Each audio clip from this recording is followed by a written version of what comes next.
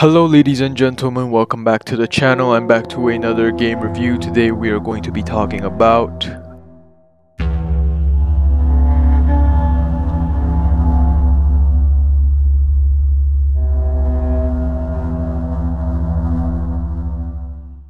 The Medium. Is a story about a girl who goes on an adventure to discover the mystery behind her powers and her memories. It is categorized on Steam as a psychological horror. I wouldn't necessarily categorize it as a horror game. It has very creepy aspects and it is very creepy in general, especially the whole hotel part of the game. That's probably the most creepiest part. The later half to the ending has basically thrown all of that horror out the game, and it basically turned into a sort of adventure mystery drama game. It really strays away from that core horror element. Now, at first glance, The Medium is a beautiful looking game with an interesting plot and interesting gameplay mechanics, including a split screen aspect. However, the more I played it, the more issues started to unravel in front of me. Let's get into some of those problems first, shall we? So the first 20 minutes or so of gameplay I had no problem with. It looked really pretty, it was very smooth, surprisingly. And then the split screen stuff happened. Everything was pixelated. I don't know why. Apparently it has something to do with the AA. It's a known issue, some people have talked about it, and I hope they fix it. The Medium has very bad stability and optimization, which I found out eventually. The Medium has set camera angles for different quadrants and different parts of rooms. So when I enter a room and I have 60 FPS, I change a camera angle and all of a sudden I have 30 FPS. That's when I know you have a problem with your stability. The only other problem I had with the Medium is some dialogue issues. Sometimes the dialogue takes time to arrive. I don't know why. Like, you click on something and at the bottom left hand corner there'll be a skip dialogue button, and you'll see that and you'll be like, okay, I'll wait. And then you wait and you wait and you wait even more, and then 30 seconds after your last wait, a voice shows up and you're like, what happens if I would have randomly skipped it because I thought after the first two waits, like, oh, there's no dialogue, so why am I waiting for it? It's really weird. And so I would have to restart the save. And sometimes if the dialogue doesn't appear, you can't interact with anything in the room. It's just how it is. So I'm like standing around at these, looking at these items like, okay, I can interact with them, but I can't at the same time because I'm waiting for an I'm waiting for a dialogue cue that's not coming. So when is it coming? And that's about the problems that I had with the Medium. The story had many twists and turns. You expect it to be a straight, clean cut, no problem story, but it actually had a lot of plot twists at the end, and towards the middle, you sort of discover things about people that you otherwise wouldn't have known if you weren't a Medium. It is a very slow-paced game. It's not an Outlast, it's not a Resident Evil.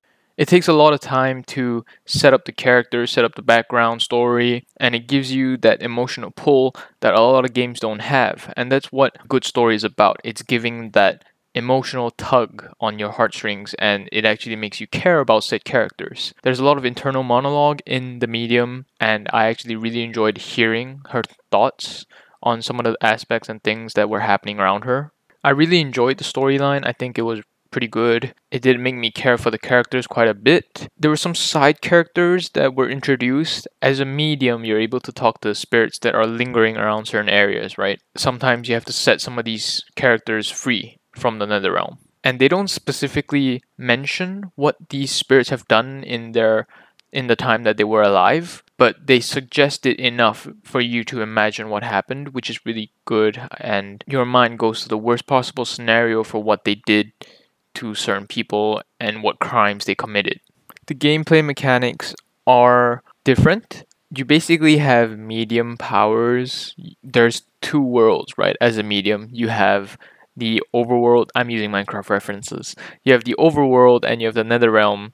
And basically in the overworld you're light, and in the nether realm there's darkness. So the light that you have, you can use it to create a shield around you. It's basically like a bubble. Or you can use it to create a Rasengan like or Kamehameha like energy blast that can start up generators and start up electrical appliances. There are also quite a few puzzles in the Medium, but the puzzles normally don't take that long to complete. They're very straightforward. I would say there are many puzzles that aren't puzzling. That's how I would describe the puzzles in the medium. The music and soundtrack isn't bad. Most of the time, though, you don't hear anything because that's what they simulate it to be. They want it to be like that without a lot of the music. They want it to have that eerily quiet feeling that gives you that sort of uneasy feeling and sets up that anxiety. Hello? Thomas?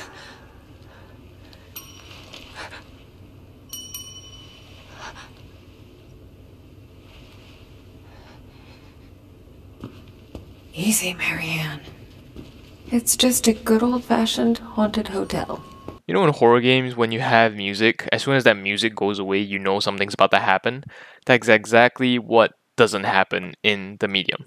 Which is great because you don't really expect anything. There is one jump scare in this game, and I kind of expected it, but not really. It still scared me, and it was a great jump scare. In 8 hours of gameplay, there is no other jump scares except for that one part, and I think they put it in a great spot because you're constantly waiting for the next jump scare when there actually isn't one. Some last few notes that I want to add. I said earlier that the game is very slow paced, which is true, but there are parts of it that are very intense and fun. Some parts you are being chased by a monster, some parts you're crouching, hiding behind stuff, waiting for it to turn around so that you can go around it. But for most of the game time, you'll be running around looking for clues. Clues that will tell you more about the backstory of certain characters. Also, the parts where you are wandering around a forest, those areas really reminded me of Blair Witch.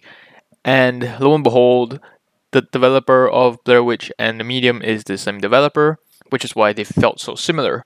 So if you enjoy Blair Witch, you might enjoy the medium too, but keep in mind they're very different games. Blair Witch is in first person, I believe, and also it is more focused on horror. The medium doesn't really focus on horror. The medium focuses more on the storyline and setting up that storyline. So just because you like Blair Witch, it doesn't necessarily mean that you will like the medium.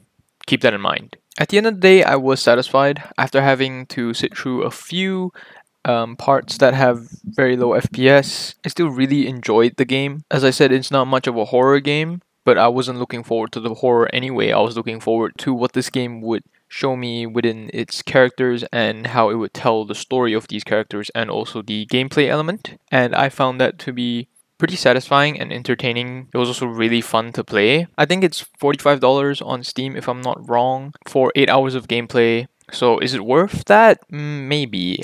I'm on the fence because it's only 8 hours. But Call of Duty Cold War was $60 and it was shorter and it was just a normal story.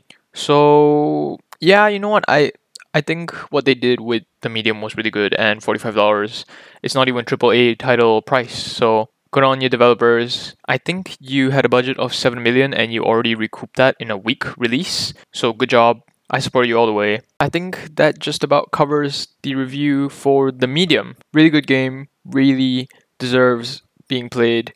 This game really looks really pretty. Like, I have 7 screenshots saved for my slideshow wallpaper because it just looks so damn good. And I'd give this game an 8 out of 10. Not 10 out of 10, not 9 out of 10, because of the small stability issues that I had. And I'm pretty sure a lot of people that play the game won't even have that problem. So sorry about the 8 out of 10. If you found this review informative and you liked it, do me a favor, hit the like button. I really appreciate it. And if you want to see more reviews like this in the future, hit the sub button. I will appreciate it very much. I hope everyone's having a good day, evening, night, whatever, wherever you're at, whatever time it is. See you all in the next video. Bless up. Ciao.